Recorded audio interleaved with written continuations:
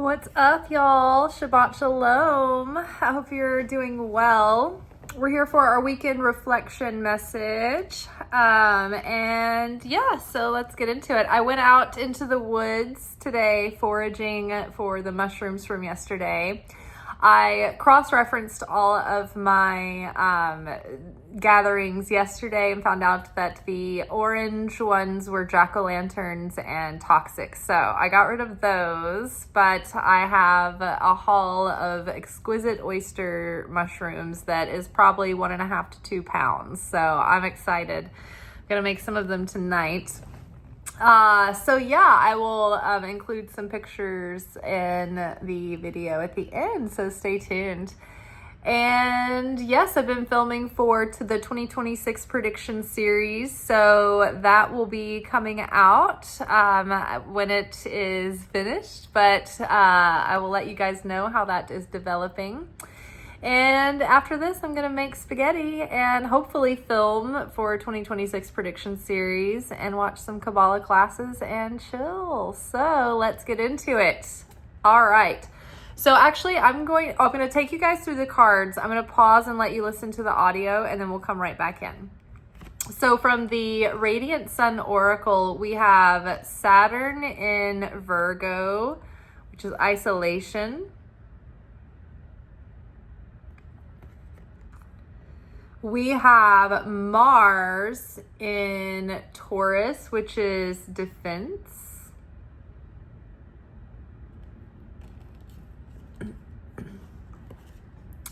And we have Saturn in Cancer, which is charity.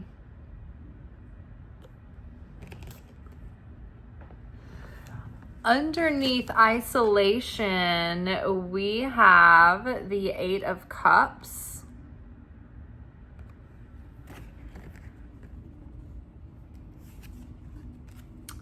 Underneath defense, we have the Star.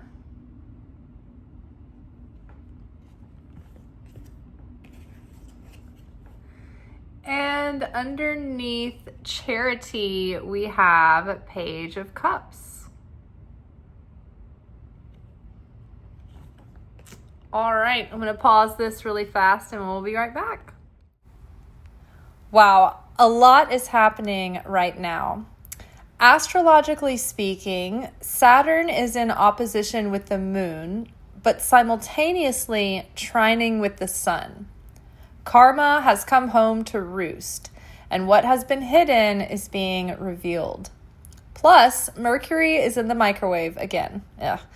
After having just conjuncted Mars, now conjuncting Venus. Truths are being revealed in the worlds of love and money, which will shake things up in order to bring justice and cosmic balance and put us back in alignment with rightness. We're doing the messy work of cleansing and purging the darkness so that we might move forward in a new start. We're fighting the good fight for the awakening of consciousness, the revelation of the light, and the transformation of our souls. But these are the tribulations we must traverse in order for the rapture to come, which, by the way, is an inward experience of cosmic liberation and conscious liberation. As major chapters close, we may feel inconsolable as we face truths that appear to place our former reality in ruins. But it's not all lost, and it's not all for naught. The light is simply casting a new vessel. We feel the sorrow of grieving what was, but we also feel the pull of our soul towards a new chapter. The ground has taken a beating, and it has been tilled and raked over, but left receptive and tender, awaiting new seeds.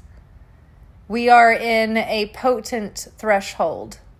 This is the seed level of our next chapter. Our consciousness is everything right now. Sow seeds of love, hope, renewal, and redemption. All right, so there was sort of like this kind of twofold message that really stood out to me in the cards today. For starters, so the by the book idea of Saturn in Virgo is the essence of someone who takes a deep responsibility towards their business, their household affairs. They really stay on top of things, and they have a deep sense of responsibility, and it's like the Saturn discipline and responsible severeness with that perfectionism of Virgo, right? So this person can really become a workaholic if they're not careful. So they need to practice work-life balance, but they end up feeling like they need to stay on top of things, and they need for things to be running smoothly, and they feel a deep sense of responsibility to take care of business. I do feel like this current moment that we're in, moving into the next year forward, is going to require a lot of discipline and consistency and concentration and focus. But the discipline part, especially, to keep continuously showing up, to not feel burnout, to not feel overwhelmed with everything coming at us all the time. And so in order to move forward into this new chapter, this next chapter, Eight of Cups is about moving forward from what we've been in currently. It's like we have a dissatisfaction of the current status of things, and we want to move on to something more meaningful. Where we're at no longer serves us, and we're looking forward to the next level, the next chapter. But there's a search of deeper meaning and a deeper sense of purpose here.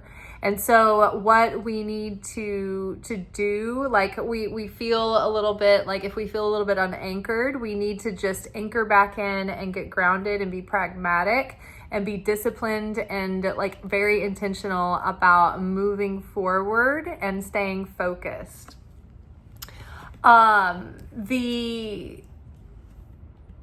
The Mars in Taurus card, it displays this sort of parade of military power, but it's really just for show. It's not for force. And we have the Star card here, which is about healing and hopefulness and showing up consistently to be that version of the higher self, right? To let go of the old vessel and to become the new vessel that can contain the light that will take us into the next level of our radiating our true self, our authentic self, our truest path, and shining the light for others, right? But it's about hope and renewal and redemption. But there is an aspect of the Taurus aspect of this card is about knowing what we need to do to get things done, and knowing that we have a good idea in front of us, and being determined to follow through and take the steps that we need to take to get that done. But it is there is an aspect of this card, especially with the Saturn elements, with the Saturn elements, with especially the Cancer elements, this kind of is, it's everything's okay on the outside, but on the inside, there's actually a lot of process going on, and change, and self-reflection, and maybe even turmoil, and a little bit of disruption. So it's everything appears to be fine on the surface, which is the moon, Saturn is trine the sun right now, but it's conjunct the moon. So it's on the surface, what we can see with the sun is trining with Saturn is that everything's fine and we're showing up and we're doing the right things. But there's some kind of inner conflict or inner struggle or inner challenge that is being revealed to us by Saturn's conjunction with the moon. It's something is directly facing off with us. We're having to come face to face with our fears, with what has been previously hidden about ourselves and about life. And we are facing realities, and maybe it feels like a bit of a rude awakening. There's also an aspect of this card that in order to maintain our current levels of comfort, we're going to have to work hard, and we're going to have to show up, and we're going to have to put some sweat in the game. And this can have to do with like wanting to put on like airs that everything is okay on the outside, like wanting the outer world to appear that like your household is in order, but maybe there's problems going on behind the scenes that like you don't want people to see. There could be an aspect of that. And then the Saturn in Cancer card, this talks about an individual that is very affected by their early childhood. Like however they grew up in their childhood, the way they were raised, maybe they had certain struggles or traumas or certain structures or systems or belief systems or just like culture of the family that they're used to, that they're accustomed to, that's affecting them now still. And they are working towards healing that and cultivating more comfort and security and balance for themselves as an adult to feel like secure at home and safe in their own skin. But it is related to childhood conditioning that needs to be addressed and like balanced and corrected and healed and recognized, so that it's not like a reflexive programming that's playing out, but like we can be self-aware and self-mastered and self-controlled and have sovereignty and cosmic sovereignty there. Okay. Now, there's also like just looking at the imagery on this card, it feels like the person here is like, oh, he's inconsolable, right? I'm just going to play out this drama. Oh, he's inconsolable, right? And then I'm seeing that, what does this look like back here, if not ruins, right? So, it's all in ruins. Everything I thought, my whole past that I've built my understanding upon, everything is in ruin. Everything that I thought, everything that came before me, everything I was foundationed and rooted in, it's all in ruins. Look at here we see a pattern, right? This person is bemoaning and they're downtrodden, but they're facing their patterns here, interestingly enough, and their shadow is cast. And this person here consoling them has a clear background with a flower, that's blossoming and has clarity and a sense of renewal, right? This person is consoling, or at least attempting to console this person, but this person is just inconsolable, maybe feels isolated. Right. And we're moving on from we're ready to move on from the patterns and the shadow aspects that have kept us in these sorrows, right? But without, we haven't been able to move forward, and it's left us sort of like we've come to an end. We've come to an impasse here with what the old programming is able to provide for us as it pertains to the fulfillment of our life, right? The fulfillment of our purpose. And we know it just doesn't serve us anymore, right? So we are ready to move forward. It's just that we're having to adjust to a certain level of disillusionment and the fall of any false securities, so that we can move forward with eyes wide open, building on truth and what's real, and aligning with our true essence and our true purpose and our true authenticity. And then defense here, right? It's like if there is, look at how it plays out, right? Or actually, you're seeing the reverse. So what it looks like to me when I'm looking at it is we've got defensiveness and conflict in the center of characters that look like there's been an upset. This character here is in shambles and isolated. Oh, I'm inconsolable. It's all ruined. And then it looks like this person here, it looks like they're from the same estate or something. It's like there's some aspect of the divine masculine and the divine feminine separating out of anything that's not harmonious, right? And so it's like this feminine character here is like taking the children and leaving the house, like seeking, like she's displaced, but she's seeking safety by leaving maybe a very severe and stern situation, and the angels are helping her. So we are looking at ways that there have been like toxic influences in our environment or in our consciousness or in our like in uncorrected karma in our lives, aspects of our consciousness that have been remained in the dark or in the shadows that have been sabotaging us, that have been holding us back. That have been, you know, putting a divide between us and the Creator by also creating a divide between us and life, us and others.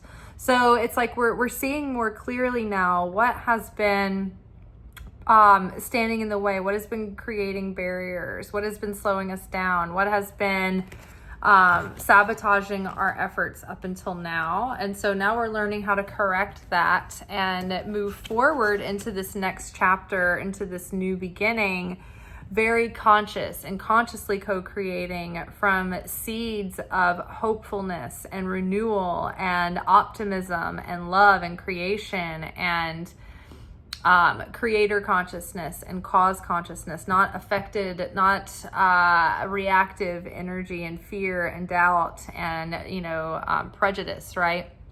So, and not projection and not expectation and all of that.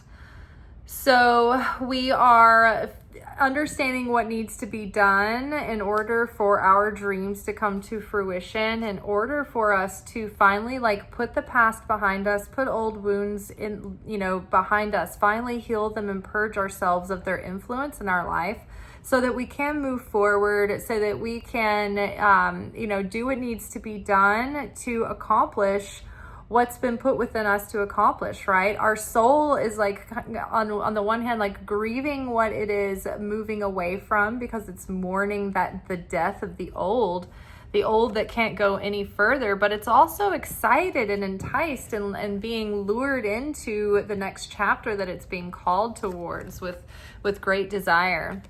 So I think that, there is this aspect of needing to remain like the Page of Cups, receptive, tender, sincere, vulnerable, real. Like the Page of Cups is understanding, compassionate, empathetic.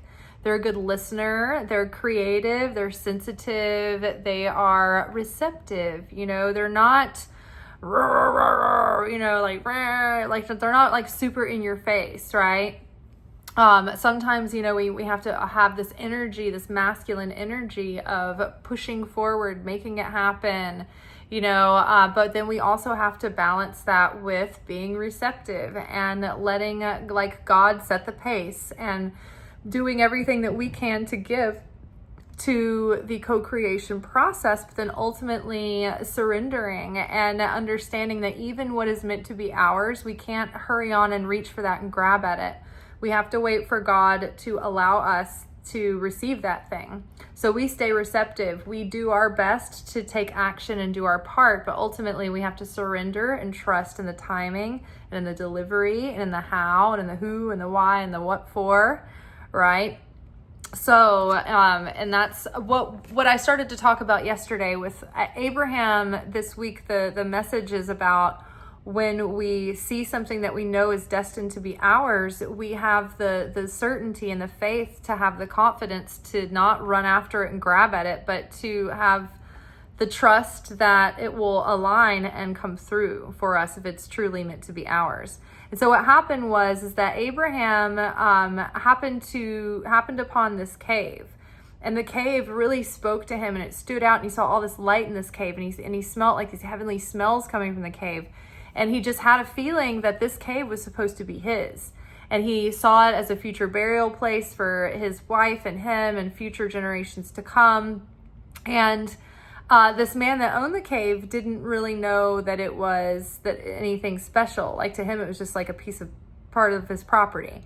And so Abraham saw this and knew that it was super valuable. In fact, the cave itself was the resting place of Adam and Eve, and it was the threshold between this world and the astral realm, this world and the afterlife, this material, limited, finite world and eternity, right? So it was a threshold space, and it was a very high vibrational, high intensity place where many of the patriarchs and matriarchs then were buried also. So the key was that God told Abraham, don't run after this cave.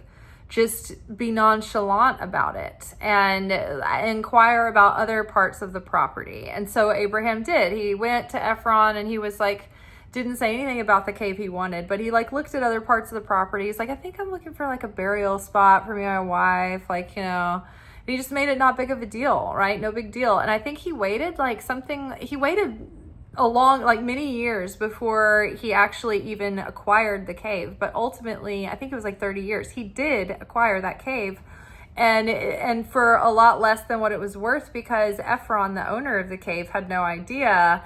And had Abraham been foaming at the mouth trying to get this cave, he'd been like, what's up? Something this cave must be worth something, right?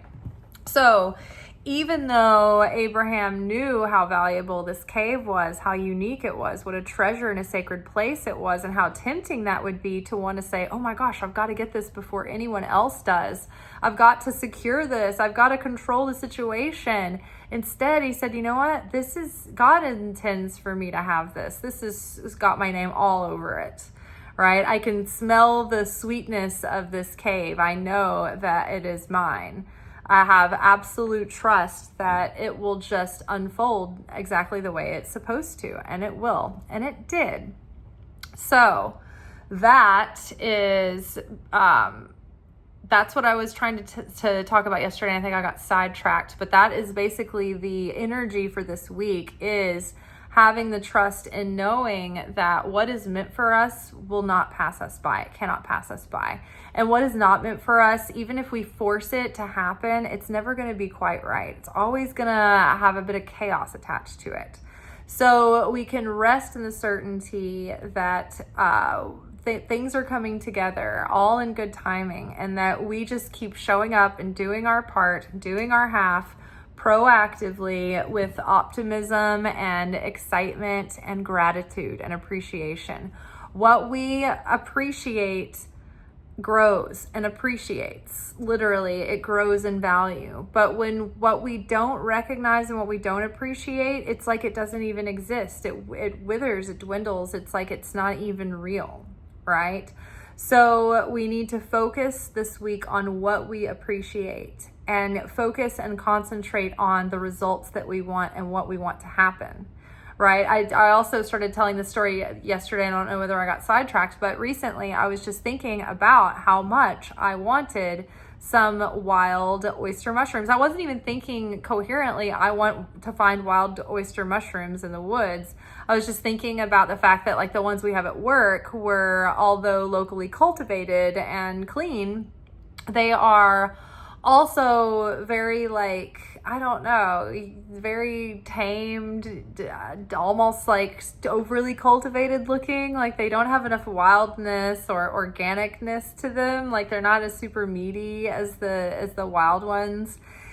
So anyway, I was just thinking about how much I like wild oyster mushrooms, or at least mushrooms that are grown from a log rather than hydroponically. And then what do you know, the conditions were perfect. I didn't even think about it, but the weather, the temperature, the moisture, everything is aligned for beautiful oyster mushrooms, and they're local to this area. So everything came together, and I felt the call, go out in the forest. And every time there's some good mushrooms out there, they call me. They want me to eat them. They know. They're like, we want you to come eat us. You're going to elevate our light. So, all right. Well, that is all for tonight, y'all. We will be back together tomorrow for, God willing, Secret Teachings of Jesus.